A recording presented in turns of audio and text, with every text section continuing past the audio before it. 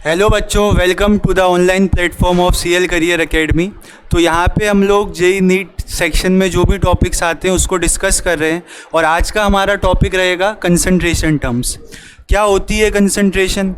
जब भी आप कोई सॉल्यूशन प्रिपेयर करते हो, है ना, तो वहाँ पे आपको अमाउंट बताना होता है सॉल्यूट का। क्या होता है सर सॉल्यूशन? देखते हैं। देखो, अगर मैं बात करूँ किसी भी सॉल्यूशन की, तो सॉल्यूशन में बच्चों दो कंपोनेंट होते हैं। एक होता है सॉल्यूट और दूसरा होता है आपके पास सॉल्वेंट। यूजुअली जो कंसंट्रेशन बताई जाती है वो किसके लिए बताई जाती है? वो सॉल्यूट के लिए बताई जाती है। ठीक है, अगर मुझे कंसंट्रेशन बतानी है तो किसके लिए बताऊंगा? सॉल्यूट के लिए। अब अगर आप लैब में कभी गए हो, ठीक, जाते ही हो यार कभी, क्या तो आपने देखा होगा किसी बॉटल पे लिखा रहता है डाइल्यूट HCl और किसी पे लिखा रहता है कंसंट्रेटेड HCl। तो आप यहाँ से क्या समझते हो? समझते नहीं हो तो इतना तो पता होगा यार, डाइल्यूट HCl जो है वो कम हार्मफुल होता है आपके लिए। मतलब इसमें HCl का अमाउंट कम रहेगा, वाटर का अमाउंट क्या रहेगा? ज़्यादा रहेगा, है ना। अगर मैं इसमें बात करूं तो HCl का अमाउंट कम, वाटर का अमाउंट ज़्यादा। और कंसंट्रेटेड में HCl का अमाउंट ज़्यादा रहता है, वाटर का अमाउंट कम रहता है। तो यहाँ से आप किसको सॉल्यूट किसको सॉल्वेंट बोलोगे यार? डाइल्यूट कंसंट्रेटेड वर्ड यूज़ किसके लिए किया गया? HCl के लिए, है ना। तो HCl यहाँ पे क्या है? सॉल्यूट। और वाटर यहाँ पे क्या है? सॉल्वेंट। तो ये एक अंदाज़ा लगाया आपने कि सर डाइल्यूट HCl में सॉल्यूट क्या है? कम, और कंसंट्रेटेड में सॉल्यूट क्या है? ज़्यादा है। तो अब अंदाजे से तो काम चलेगा नहीं, हमको एग्जैक्ट अमाउंट भी बताना है। तो उसी एग्जैक्ट अमाउंट को बताने के लिए हम क्या पढ़ेंगे? Concentration terms. और जिसमें सबसे पहला कंसंट्रेशन टर्म है मास बाई मास परसेंटेज। ठीक, तो देखना आप इसको, क्या होता है मास बाई मास परसेंटेज। जैसे आप मार्क्स की परसेंटेज निकालते हो, है ना, कैसे निकालते हो? जितने मार्क्स आए sir upon total marks into 100 कर देते हैं। तो उसी तरीके से सॉल्यूट का मास परसेंटेज कैसे निकलेगा? देखो, आप ऊपर रख देना मास ऑफ सॉल्यूट न्यूमरेटर में और डिनोमिनेटर में रख देना मास ऑफ सॉल्यूशन, क्योंकि पूरे टोटल की बात कर रहे हो ना आप, टोटल में से, है ना। और परसेंटेज है तो 100 से मल्टीप्लाई। ये किसका फॉर्मूला है? मास परसेंटेज का। सर थोड़ा और इलेबोरेट करो। तो मैंने कहा आपसे 40%, है ना, शुगर का एक्वस सॉल्यूशन है। तो इससे आप क्या समझोगे? देखो, मतलब सर 40 ग्राम ऑफ शुगर है किसमें? 40 gram of sugar in 100 gram of solution. तो इससे हमें ये समझ आता है। ठीक है, अगर मैं यहाँ से सॉल्यूट का अमाउंट पूछूं तो कितना हो जाएगा? 40 ग्राम। और सॉल्वेंट का पूछूं तो कितना हो जाएगा? 60, बिकॉज टोटल सॉल्यूशन कितना है? 100 ग्राम है। ठीक है, तो इन बातों को आपको ध्यान रखना है अगर क्वेश्चंस के साथ डील करना है तो। ठीक, चलो आगे मूव करते हैं अगली कंसंट्रेशन टर्म की तरफ। इसको आप नोट कर लो। देन नेक्स्ट कंसंट्रेशन टर्म है हमारे पास mass by volume. I think, देखो, हाँ, मास बाय वॉल्यूम है। तो मास बाय वॉल्यूम में कुछ नहीं होगा, बस जो पहला टर्म है ना वो सॉल्यूट के लिए है और वो न्यूमरेटर है, और जो दूसरा टर्म है वो सॉल्यूशन के लिए है और डिनोमिनेटर है। तो देखो यहाँ पे फॉर्मूला क्या बनेगा? यहाँ पे जो फॉर्मूला बनेगा वो होगा मास ऑफ सॉल्यूट, और उसको आप डिवाइड कर दोगे किससे? मास क्यों लिख रहे हो सर? मास तो है ही नहीं, वॉल्यूम है ना। यहाँ पे क्या है? यहाँ पे वॉल्यूम है। तो देखो आप, डिनोमिनेटर में सेकंड टर्म आएगा जो कि क्या है? वॉल्यूम, और परसेंटेज है तो इनटू 100 कर देना, आपके पास क्या आ जाएगी? परसेंटेज। इसी को सर पिछले वाले में जैसे एग्जांपल बताया था वैसे बताओ। तो देखो आप, मैंने लिख दिया यहाँ पे 30% एक्वस NaOH का सॉल्यूशन है। इसका मतलब 30 ग्राम ऑफ NaOH किस में डिज़ोल्व है? इन 100 ml ऑफ सॉल्यूशन। अब अगर मुझे बताना है कि यहाँ पे सॉल्यूट कितना है, तो NaOH है सॉल्यूट, वो कितना है? 30 ग्राम। और आपको अब सॉल्यूशन की वॉल्यूम पता है यहाँ से, है ना। अगर आपको सॉल्यूशन का मास निकालना है तो डेंसिटी यूज़ करनी पड़ेगी, बिकॉज डेंसिटी का फॉर्मूला क्या होता है? Mass upon volume. आपको वॉल्यूम पता है, डेंसिटी गिवन होगी, तो आप क्या निकाल लोगे, मास।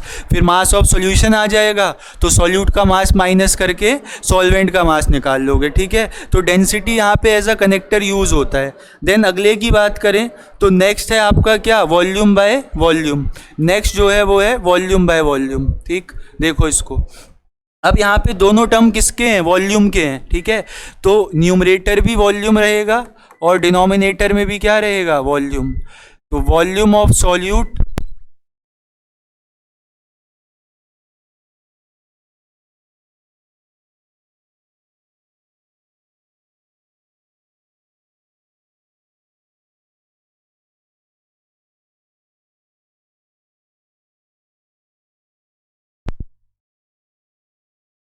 वॉल्यूम बाय वॉल्यूम है, तो मतलब वॉल्यूम के लिए सॉल्यूट भी लिक्विड होगा और सॉल्वेंट भी। आओ 45 ml का तैयार कर लो क्या, इथेनॉल का एक्वस सॉल्यूशन। अभी मत करना है ना, पढ़ते समय थोड़ी ऐसी तैयारी करते हैं, ठीक है। देखो इसका क्या मतलब है, 40 ml ना बोल के 45% कर लो इसको, क्या कर लो, 45% कर लो, ठीक है। तो 45% अगर इथेनॉल का एक्वस सॉल्यूशन है, मतलब 45 ml ऑफ इथेनॉल कहाँ पे प्रेजेंट है, इन 100 ml सॉल्यूशन। कहाँ पे प्रेजेंट है, 100 ml सॉल्यूशन में, है ना। तो अगर मुझे सॉल्यूट की वॉल्यूम चाहिए यहाँ से, वो कितनी है, 45 ml। और अगर सॉल्वेंट की वॉल्यूम की बात करें तो 100 से माइनस कर देना, कितना आ जाएगा, 55 ml आ जाएगा। तो इस तरीके से आप सॉल्यूट सॉल्वेंट दोनों का अमाउंट बता सकते हो, ठीक है। क्वेश्चन भी करेंगे इस पे, नोट करो इसको। देन इसके बाद है पार्ट्स पर मिलियन। पहले ये बताओ मिलियन में कितने ज़ीरो होते हैं, ये बताओ मिलियन में कितने ज़ीरो होते हैं। तो मिलियन मतलब होता है 10 की पावर 6, है ना।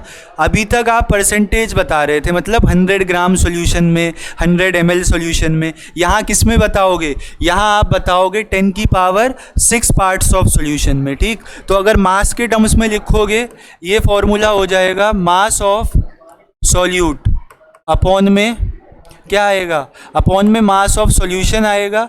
लेकिन इस बार हम परसेंटेज में नहीं निकाल रहे हैं, तो 100 से मल्टीप्लाई ना करके मिलियन के लिए हम मल्टीप्लाई किससे करेंगे, 10 की पावर 6 से, ठीक है। तो ये मतलब बहुत ही जब कम अमाउंट में सॉल्यूट प्रेजेंट होता है, जैसे कि सी वाटर में आपके क्लोराइड आयंस है ना, तो जब ट्रेस अमाउंट में कोई चीज़ प्रेजेंट होती है तो वहाँ के लिए यूज़ होता है। मतलब 10 की पावर 6 में बता रहे हो आप, 100 ग्राम में भी नहीं, अब 1 मिलियन में बता रहे हो, ठीक है। चलो नोट कर लो इस फॉर्मूले को। देन आगे बढ़ते हैं हम। अगला जो है हमारे पास वो क्या है, पार्ट्स पर बिलियन है। जिस तरीके से मिलियन में 10 की पावर 6 मतलब 6 ज़ीरोज़ होते हैं, उसी तरीके से बिलियन में 9 ज़ीरोज़ होते हैं। तो कुछ नहीं सर, फॉर्मूला तो वही रहेगा। अगर मास के टर्म्स में निकाल रहे हो तो मास ऑफ सॉल्यूट और अपॉन में क्या रहेगा, अपॉन में अगर मास बाय मास लिख रहे हो तो मास ऑफ सॉल्यूशन रहेगा। लेकिन इस बार मल्टीप्लाई किससे हो जाएगा, 10 की पावर 9 से हो जाएगा, बिकॉज क्या है, बिलियंस है, ठीक है। तो इसको भी नोट कर लेना। अब हम रिलेशन देखेंगे आपस में, जो अभी तक हमने कंसंट्रेशन टर्म्स पढ़े हैं। क्या क्या पढ़ लिया था, mass by mass percentage, ppm और पीपीबी। तो इनको आपस में कैसे रिलेट करते हैं, एक फॉर्मूला बता दो मुझे, पीपीबी का फॉर्मूला बताओ तो क्या था। पीपीबी का फॉर्मूला था बच्चों मास ऑफ सॉल्यूट, अभी तो लिख के आए हो पीछे, और डिनोमिनेटर में क्या था, डिनोमिनेटर में था मास ऑफ सॉल्यूशन। बिलियन था तो 10 की पावर 9 लिखा था। अब इसको स्प्लिट करो, आप इसको स्प्लिट करो 10 की पावर 6 में और 10 की पावर 3 में। क्यों, अभी देखना क्यों, क्योंकि मैं इसको ना कन्वर्ट करना चाह रहा हूँ, किस में, मैं इसको कन्वर्ट करना चाह रहा हूँ मिलियन में। तो मिलियन में तो 10 की पावर 6 होता है और ये पार्ट अलग हो जाएगा। तो इतने पार्ट को आप क्या लिख सकते हो, इतने पार्ट को आप लिख सकते हो पीपीएम।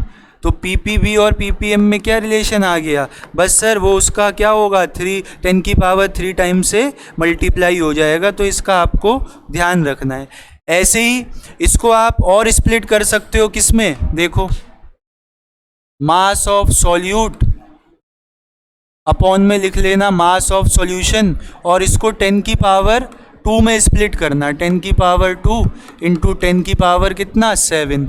तो इतना पार्ट आपका बन जाएगा क्या, मास बाई मास परसेंटेज, और रिलेशन क्या आ जाएगा, PPV equal to mass by mass percentage into 10⁻7। ठीक है, तो इसको भी ध्यान रखोगे आप। ऐसे ही आप ppm को भी कन्वर्ट कर सकते हो। ppm क्या है, मास ऑफ सॉल्यूट है, और इसको आप डिवाइड करते हो किससे, मास ऑफ सॉल्यूशन से, और 10⁻6। तो इसको आप ब्रेक कर लो 10⁻2 में, बिकॉज हमको क्या बताना है, मास बाय मास परसेंटेज बताना है।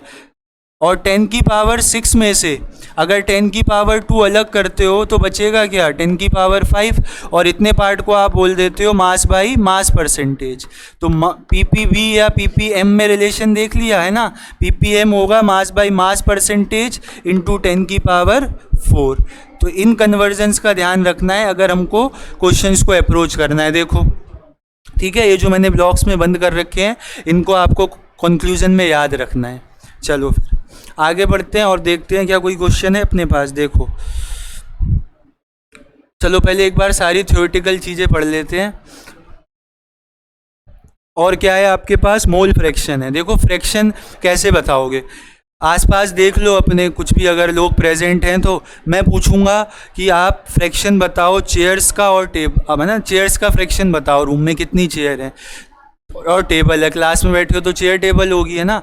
तो फ्रैक्शन अगर चेयर्स का बताना है तो नंबर ऑफ चेयर्स को आप न्यूमरेटर में लिखोगे और डिनोमिनेटर में आप टोटल आर्टिकल्स को लिखोगे। जैसे रूम में 2 चेयर हैं, 1 टेबल है, तो मैंने कहा चेयर का फ्रैक्शन बताओ, तो आप कहोगे सर 2/3। कैसे बताया यार, चेयर का अमाउंट न्यूमरेटर में रख दिया, टोटल अमाउंट डिनोमिनेटर में। ठीक है, तो उसी तरीके से मोल्स का फ्रैक्शन निकालना है। जिस भी चीज़ का आपको मोल फ्रैक्शन निकालना है उसके मोल्स ऊपर रख देना और डिवाइड किससे कर देना, टोटल मोल्स से। ठीक है, तो मोल फ्रैक्शन देखो क्या बनता है अपने पास। मोल फ्रैक्शन अगर मुझे किसी एक जैसे ये सॉल्यूशन है, इसमें 2 कंपोनेंट हैं अपने पास। ठीक है, इसमें A भी है और B भी है। A के मोल्स हैं Na और B के मोल्स हैं Nb। तो आप किस तरीके से लिखोगे मोल फ्रैक्शन, देखो अगर मुझे A का मोल फ्रैक्शन लिखना है, सिंबल इसका काई होता है। ठीक है, मोल फ्रैक्शन ऑफ A लिखना है मेरे को, तो कैसे लिखूंगा देखना, A के मोल्स ऊपर और डिवाइड किससे कर देंगे, डिवाइड कर देंगे टोटल मोल से। इसी तरीके से अगर B का मोल फ्रैक्शन लिखना है तो आप क्या करोगे, B के मोल्स ऊपर रखना और डिवाइड कर देना टोटल मोल से।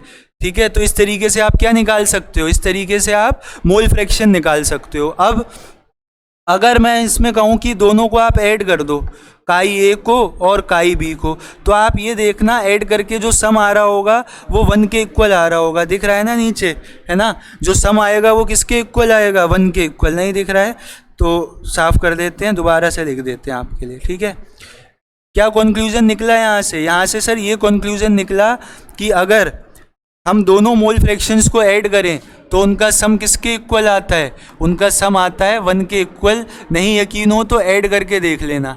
ठीक है, नहीं यकीन हो तो ऐड करके देख लेना।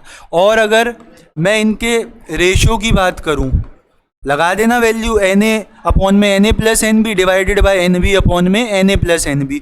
तो ये Na+Nb तो कैंसिल हो जाएगा, और जो मोल फ्रैक्शन का रेशो होगा वही रेशो किसका होगा, नंबर ऑफ मोल्स का भी रेशो होगा, है ना। तो इन 2 बातों को ध्यान रखना है मोल फ्रैक्शन के लिए।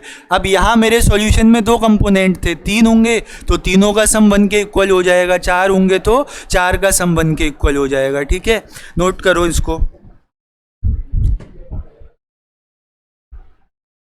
उसके बाद मोलैरिटी है। ठीक, उसके बाद जो कंसंट्रेशन टर्म है वो क्या है, वो है मोलैरिटी। देखो मोलैरिटी में आपको क्या करना है, ठीक है, थोड़ा सा बदलाव करते हैं। मोलैरिटी बच्चों होता है कि आपने 1 लीटर सॉल्यूशन में, है ना, आपने 1 लीटर सॉल्यूशन में कितने मोल सॉल्यूट के डाले हैं। तो क्या डेफिनेशन या क्या फॉर्मूला है मोलैरिटी का, मोलैरिटी का फॉर्मूला है कि कितने मोल्स आपने सॉल्यूट के ऐड किए, number of moles of solute, और उसको किससे डिवाइड कर दोगे आप, वॉल्यूम ऑफ सॉल्यूशन से। बस वो वॉल्यूम होनी किस में चाहिए, लीटर में। अगर लीटर में नहीं हुई तो कन्वर्ट करना पड़ेगा। तो कैसे लिखोगे, तो जो वॉल्यूम ml में होगी ना उसको आपको लीटर में कन्वर्ट करना पड़ेगा। 1000 से डिवाइड करते, वो डिवाइड करके ऊपर जाएगा तो ये फॉर्मूला आ जाएगा आपके सामने, किसका? मोलैरिटी का। और मोलैरिटी को कैपिटल M से डिनोट करते हैं, ठीक है। मोलैरिटी को किससे डिनोट करते हैं? कैपिटल M से। तो यहाँ पे हम कैपिटल M लिख देंगे। यूनिट बताने का कष्ट करो मोलैरिटी की। मोलैरिटी की यूनिट, नंबर ऑफ मोल्स का क्या होता है? यूनिट मोल होता है ना। और डिनोमिनेटर में क्या है? वॉल्यूम। तो वॉल्यूम डेफिनेशन से जो आएगी लीटर, तो इसकी यूनिट क्या हो जाएगी? मोल पर लीटर, या मोल लीटर इनवर्स भी आप बोल सकते हो, ठीक है। तो ये हमारे सामने क्या था? मोलैरिटी का फॉर्मूला था। नेक्स्ट बात करें आगे, तो हमारे पास जो नेक्स्ट कंसंट्रेशन टर्म है वो क्या है? वो है मोलैलिटी, ठीक है। नेक्स्ट कंसंट्रेशन टर्म जो है वो है क्या? मोलैलिटी। तो देखो मोलैलिटी को ज़रा ध्यान से, इसको स्मॉल m से डिनोट करते हैं। इसको किससे डिनोट करते हैं? स्मॉल m से। न्यूमरेटर तो यहाँ भी वही रहता है, क्या? यहाँ पे भी न्यूमरेटर रहता है number of moles of solute, लेकिन यहाँ पे डिनोमिनेटर बदल जाता है। यहाँ पे क्या बदल जाएगा? यहाँ पे डिनोमिनेटर बदल जाएगा। क्या आएगा डिनोमिनेटर में? डिनोमिनेटर में आएगा वेट ऑफ सॉल्वेंट। मतलब 1 kg सॉल्वेंट में आपने कितने मोल सॉल्यूट के ऐड किए, वो क्या बताता है? वो बताता है मोलैलिटी। अब वेट अगर है नहीं kg में तो आपको कन्वर्ट करना पड़ेगा। तो अल्टरनेट फॉर्मूला क्या आ जाएगा? Number of moles of solute upon में वेट ऑफ सॉल्वेंट। और अगर वेट ग्राम में दिया है तो उसको आप कन्वर्ट कर देना किलोग्राम में। पहले 1000 से डिवाइड करोगे और वो फिर न्यूमरेटर में ट्रांसफ़र हो जाएगा। तो ये किसका फॉर्मूला है? मोलैलिटी का। यूनिट और बताओ मोलैलिटी की कैसे निकालते हैं? यूनिट जो फॉर्मूला है उसमें जो टर्म्स आ रहे हैं उसकी यूनिट लिख दो आप। देखो नंबर ऑफ मोल्स की यूनिट क्या होती है? मोल ही होती है सर। और वेट ऑफ सॉल्वेंट या वेट की यूनिट क्या? डेफिनेशन वाली kg। तो मोलैलिटी यानी कि इसकी यूनिट क्या आ जाएगी? मोल पर kg आ जाएगी, ठीक है। चलो नेक्स्ट मूव करते हैं और देखते हैं इसमें क्या रिलेशन है आपस में मोलैरिटी मोलैलिटी में।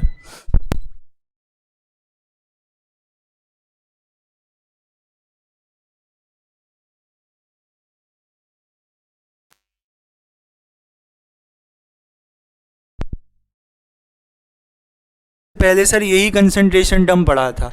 तो अगर आपको डायरेक्टली रिलेट करना है तो क्या रिलेशन है? देखो अगर डायरेक्टली रिलेट करना है ना तो मोलैरिटी होता है मास बाई मास परसेंटेज। कोई प्रूफ पूछेगा नहीं, क्वेश्चन सीधे हो जाएगा। इनटू डेंसिटी ऑफ सॉल्यूशन, क्या दिया होगा? डेंसिटी इनटू 10 और डिवाइड कर दोगे आप किससे? डिवाइड कर देना मॉलिक्यूलर वेट ऑफ सॉल्यूट से। और ऐसा करते ही आपको क्या मिल जाएगी? आपको मिल जाएगी मोलैरिटी। तो इस फॉर्मूले को ध्यान रखना, बहुत टाइम सेविंग है आपका और बहुत जल्दी क्वेश्चंस को अप्रोच करवाएगा। आओ और देखो, तो इसके बाद हम रिलेशन देख रहे हैं मोलैरिटी और मोलै। यहाँ पे दोनों जगह सेम लिख दिया सर ने। एक जगह मोलैलिटी आएगा, है ना, एक जगह क्या आएगा? एक जगह आएगा मोलैलिटी। तो इसको सही कर देते हैं और यहाँ पे हम कर देते हैं L लगा देते हैं, बिकॉज ये क्या हो जाएगा? मोलैलिटी हो जाएगा। दिख रहा है? एक मोलैरिटी है, एक मोलैलिटी है। चलो ठीक, आ जाओ देखो इसको क्या रिलेशन आएगा। डायरेक्ट रिलेशन बता रहा हूँ। जो मोलैरिटी होता है वो इक्वल टू होता है molality into density of solution. 1 plus molality molecular wait किसका? सॉल्यूट का, है ना। किसका मॉलिक्यूलर वेट? सॉल्यूट का, और डिवाइडेड बाय 1000, ठीक है। इस फॉर्मूले से आप मोलैरिटी और मोलैलिटी को डायरेक्टली क्या कर सकते हो? रिलेट कर सकते हो। स्मॉल m से यहाँ पे क्या है? स्मॉल m से मोलैलिटी है और कैपिटल M से क्या है? मोलैरिटी है। देख लो इसको, स्टार मार्क करके नोट कर लेना। आओ और किस में रिलेशन बताना है? मोल फ्रैक्शन और मोलैरिटी में। देखो अब नेक्स्ट रिलेशन किस में बताना है? मोल फ्रैक्शन और मोलैरिटी में। यहाँ मैं आपको बता देता हूँ, देखो कैसे आया होगा। तो मोलैरिटी का फॉर्मूला क्या होता है? Number of moles of solute. Usually मैं सॉल्यूट को A से डिनोट करूँगा और यहाँ पे क्या होता है? Volume of solution in litre, अगर लीटर में है तो। अब करना क्या है? किससे करोगे आप? सॉल्वेंट के मोल से डिवाइड कर देना। क्या कर देना? सॉल्वेंट के मोल से आप डिवाइड कर देना। अब सर हमारे है ना घर की बात थोड़ी है कि जहाँ मन चाहा वहाँ मल्टीप्लाई कर दिया, जहाँ मन आया वहाँ डिवाइड कर दिया। तो अगर आप कहीं पे डिवाइड करोगे किसी चीज़ से तो फिर उस चीज़ से आपको क्या करना पड़ेगा? मल्टीप्लाई भी करना पड़ेगा, ताकि बैलेंस तो रहे जो आपने किया है। तो मैंने सॉल्वेंट के मोल से मल्टीप्लाई किया और डिवाइड किया। वॉल्यूम ऑफ सॉल्यूशन चल रहा है यहाँ पे, अगर लीटर में है तो इस चीज़ को क्या लिख सकते हो? Number of moles of solute upon number of moles of solvent. एक बात बताई थी मोल फ्रैक्शन में, जो मोल फ्रैक्शन का रेशियो होता है वही किसका होता है? वही नंबर ऑफ मोल्स का रेशियो होता है। तो यहाँ से क्या आ जाएगा? यहाँ से ये आ जाएगा आपके पास काई ए अपॉन काई बी। ए से मैं सॉल्यूट को रिप्रेजेंट कर रहा हूँ, into number of moles of solvent, यानी कि जिसको आप बी से डिनोट करोगे, है ना, जो यहाँ पे क्या है? बी है। और यहाँ पे आ जाएगा वॉल्यूम इन लीटर। लीटर नहीं है तो और ऊपर क्या हो जाएगा? 1000 से मल्टीप्लाई हो जाएगा। ठीक, समझ आया ये फॉर्मूला? मोलैरिटी और मोल फ्रैक्शन का फॉर्मूला है। चलो एक शायद और बचा है अपने को, क्या? मोलैलिटी और मोल फ्रैक्शन। तो मुझे मोलैलिटी का फॉर्मूला बता दो आप, अभी अभी पढ़ाया है मोलैलिटी का फॉर्मूला। क्या सर कैसे बच्चों वाले सवाल पूछते हो? मोलैलिटी का फॉर्मूला है number of moles of solute, और उसको आप डिवाइड किससे कर दोगे? उसको आप डिवाइड कर दोगे वेट ऑफ सॉल्वेंट से। लेकिन अभी मुझे इसको मोल फ्रैक्शन भी बनाना है, तो मोल फ्रैक्शन बनाने के लिए क्या करना पड़ेगा? मोल्स का रेशियो लिखना पड़ेगा, है ना। तो इसको देखो थोड़ा सा एलेबोरेट करते हैं। वेट ऑफ सॉल्वेंट तो दे रखा है, इसको मैं क्या करूं? देखो यहाँ पे ए से डिनोट कर दे रहा हूँ, Na, और यहाँ पे क्या दे रखा है? वेट ऑफ सॉल्वेंट दे रखा है। तो अगर मैं इसको मॉलिक्यूलर वेट से क्या कर दूं? यहाँ पे डिवाइड कर देता हूँ। देखो यहाँ पे मैंने मॉलिक्यूलर वेट ऑफ सॉल्वेंट से डिवाइड कर दिया, तो फिर क्या करना पड़ेगा? मल्टीप्लाई भी करना पड़ेगा। ठीक है, और ये वेट किस में होना चाहिए? केजी में। केजी में अगर नहीं है तो फिर आपको ऊपर 1000 से मल्टीप्लाई करना पड़ेगा। देखो अब number of moles of solute, और यहाँ से क्या आ जाएंगे? Given weight upon molecular weight से number of moles of solvent, और ये क्या आ गया? ये आ गया मॉलिक्यूलर वेट ऑफ सॉल्वेंट, यानी कि बी।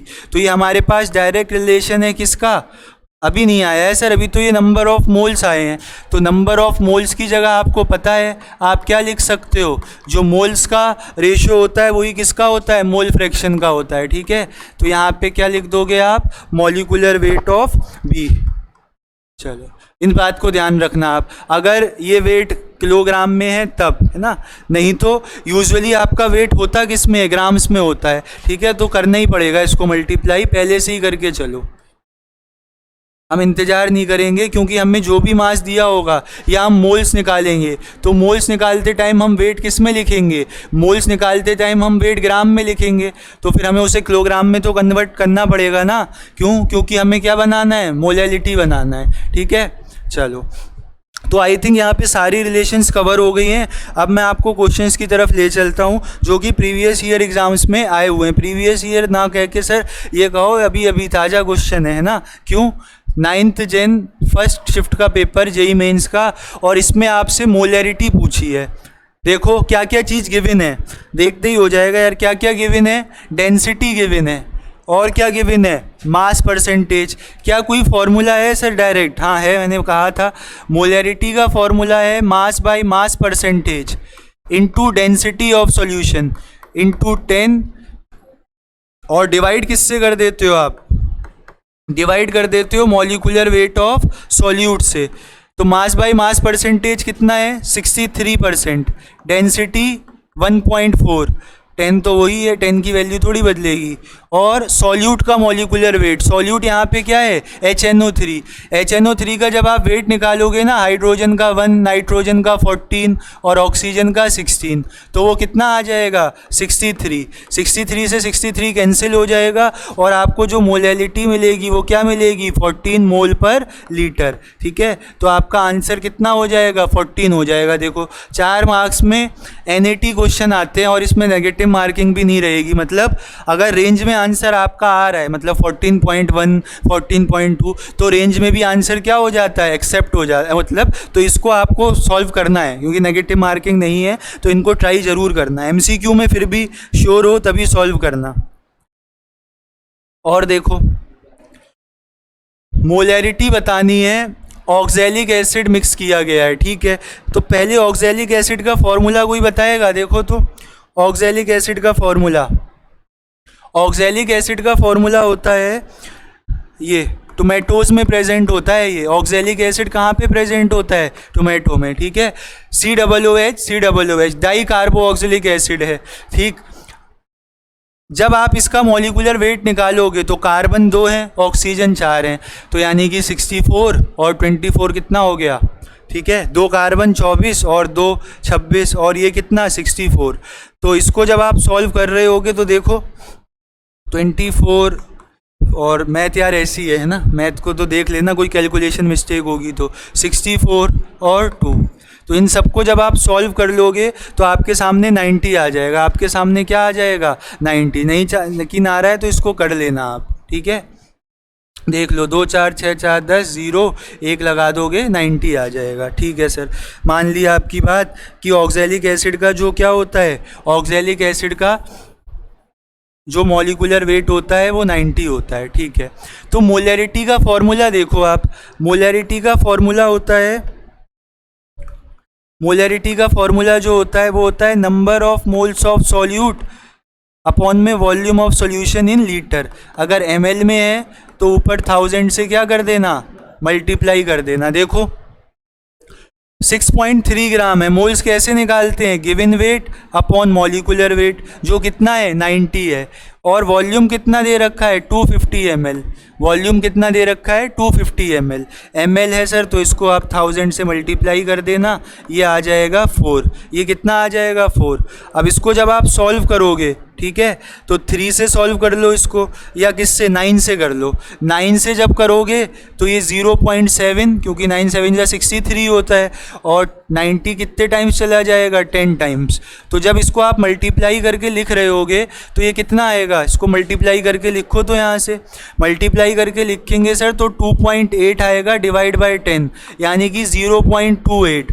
और हमसे पूछा कैसा है आंसर, साइंटिफिक नोटेशन 10 की पावर -2 में। तो याद रखना, राम नारायण राइट में मूव करते हो तो पावर्स नेगेटिव होती हैं, और लालू प्रसाद लेफ्ट में मूव करते हो तो पावर्स पॉजिटिव होती है। तो 2 प्लेस हम राइट में गए तो 2 पावर क्या हो गई, नेगेटिव। तो आपका आंसर कितना आ जाएगा 28, और यहाँ पे अगर बात करते तो 28 × 10 की पावर -2। देखो डायरेक्ट रिलेशन से क्वेश्चन कितना ईजी हो गया है, ठीक है। ये तो खैर फॉर्मूला ही था।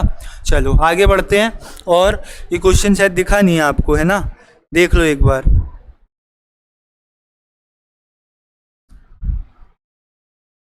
ठीक है, तो क्वेश्चन मैं पढ़ दे रहा हूँ। The molarity of solution prepared by dissolving 6.3 gram of oxalic acid. ज़्यादा ऊपर को कर दिया, ध्यान रखेंगे। चलो देख लेना यहाँ पे, ये है, अब दिख गया है ना। तो ये था अपना क्वेश्चन। आ जाओ अगला देखें क्वेश्चन, ये 21 में आया हुआ है। मोल फ्रैक्शन पूछ रहे हैं इसमें सॉल्यूट का, और दिया क्या है, दी है मोलैलिटी, दे क्या रखा है, मोलैलिटी। डायरेक्ट रिलेशन अभी हम पढ़ के आए हैं, मोल फ्रैक्शन का, है ना, ये होता है आपके सामने क्या, मोल फ्रैक्शन, और यहाँ पे क्या था, मोलैलिटी था। क्या कर रहे थे यहाँ पे, क्या लिख रहे थे आप भाई, डिवाइड किया था ना किससे, मॉलिक्यूलर वेट ऑफ सॉल्वेंट से, तो मल्टीप्लाई भी करना पड़ा था मॉलिक्यूलर वेट ऑफ सॉल्वेंट से, और इनटू क्या था 1000। अब आ जाओ, आपको मोलैलिटी कितनी दी है 100। मोलल का मतलब क्या होता है, मोलैलिटी, और मोल फ्रैक्शन पूछा है, ठीक है। मोल फ्रैक्शंस को एक तरफ खिसका लो, जो मोल फ्रैक्शंस हैं उनको एक तरफ कर लो, और जो बाकी चीज़ें बची हैं उनको एक तरफ एडजस्ट करो। तो हमारे पास यहाँ पे जो अननोन वेरिएबल्स आ रहे हैं वो एक तो मोलैलिटी आ रहा है और मॉलिक्यूलर वेट ऑफ सॉल्वेंट आ रहा है, ठीक है। ये डिनोमिनेटर में जाएगा 1000। तो हमसे पूछा किसका है, मोल फ्रैक्शन, सॉल्यूट का। आपको पता है दो चीज़ों के मोल फ्रैक्शन का सम कितना होता है, 1 होता है। तो मुझे तो एक ही का बताना है, तो मैं दूसरे को भी पहले वाले के टर्म्स में सब्स्टिट्यूट कर दूंगा।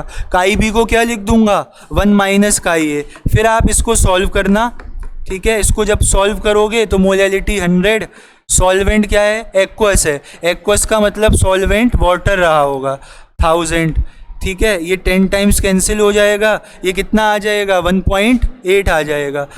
सॉल्व करो तो काई ए इक्वल टू 1.8 माइनस 1.8 काई ए, एडजस्ट कर लेना, 2.8 काई ए इक्वल टू 1.8। सॉल्व करोगे तो आपको 18/28 को सॉल्व करना है, यानी कि 9/14 को सॉल्व करना है। सॉल्व करोगे तो किसके आसपास आएगा, कर ही लेते हैं, देखो, ठीक है, क्योंकि हमें एग्जैक्ट आंसर बताना है।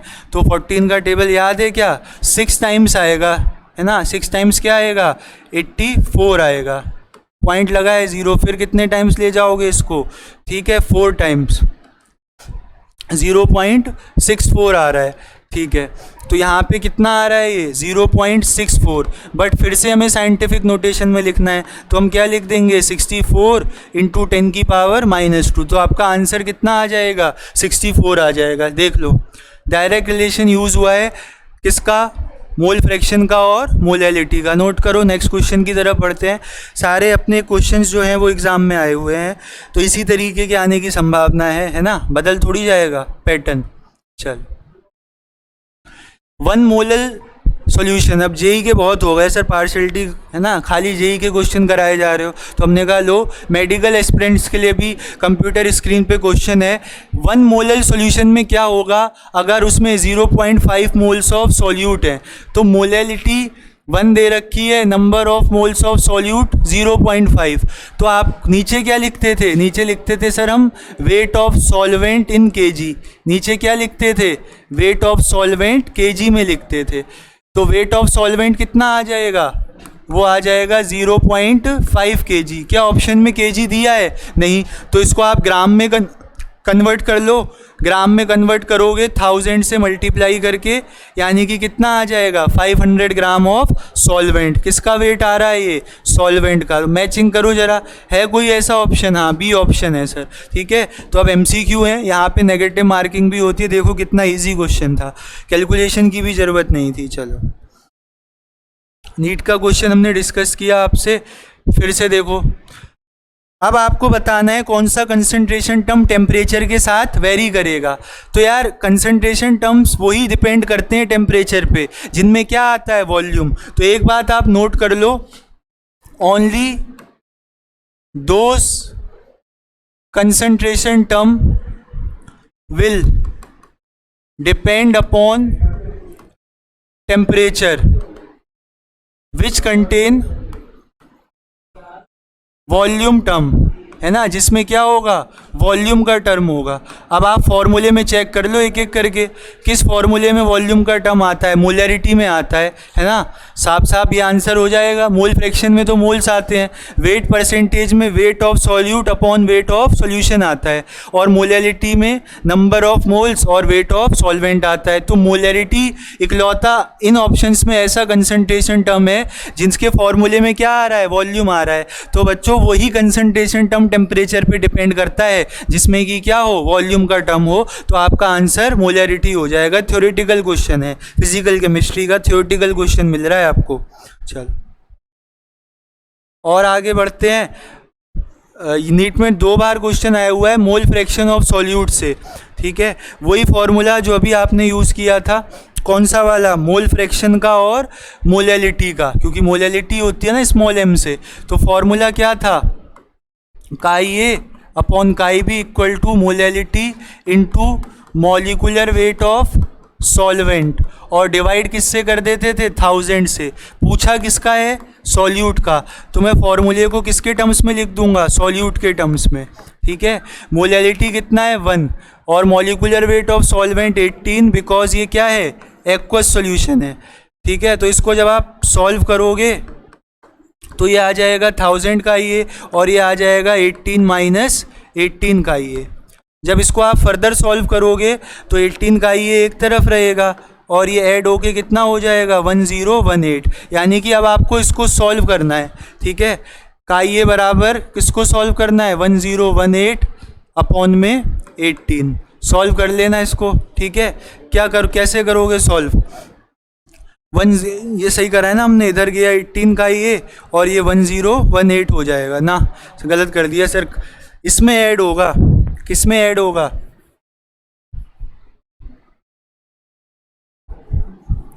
इरेज क्यों नहीं हो रहा है ये,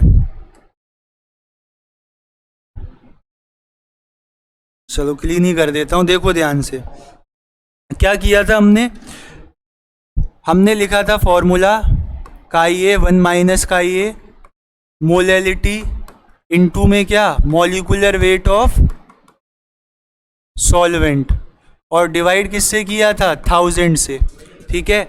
तो अब आपको मोलैलिटी कितनी दे रखी है, मोलैलिटी दे रखी है देखो 1 मोलल।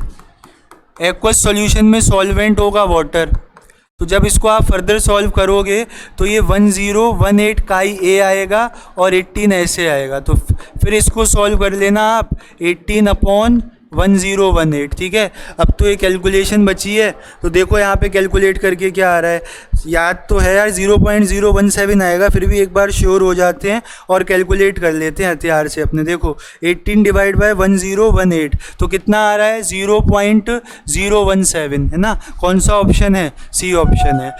थोड़ा सा कैलकुलेशन था, बट अगर सीधा फॉर्मूला पता है तो जल्दी कर लोगे आप इसको। देखो 2 बार तो नीट में आया, ऐसा ही पहला क्वेश्चन हमने जेई में डिस्कस किया था। चलो और देखिए नेक्स्ट क्वेश्चन। और हमारे पास जो क्वेश्चन है वो डेंसिटी से है, इस बार मोलैलिटी पूछ ली है, मतलब डेंसिटी दी है और क्या दिया है, और मोलैरिटी दी है। तो भाई वही formula, molarity equal to molality into density 1 plus molality molecular weight of solute, और किससे डिवाइड कर देते हो आप, 1000 से डिवाइड कर देते हो, है ना। किससे डिवाइड कर दोगे, 1000 से। तो मोलैलिटी कितनी दी है, 2 दी है, मतलब मोलैलिटी तो निकालनी है, डेंसिटी कितनी है 1.28, 1 प्लस मोलैलिटी निकालनी है, molecular weight of solute, aqueous solution है और इस बार सॉल्यूट का वेट डालना है, तो 23 प्लस 16 प्लस 1 यानी कि 40 हो जाएगा। कितना है ये, 40, और डिवाइड किससे करोगे आप, 1000 से। तो अब इसको सॉल्व कर लेना, ठीक।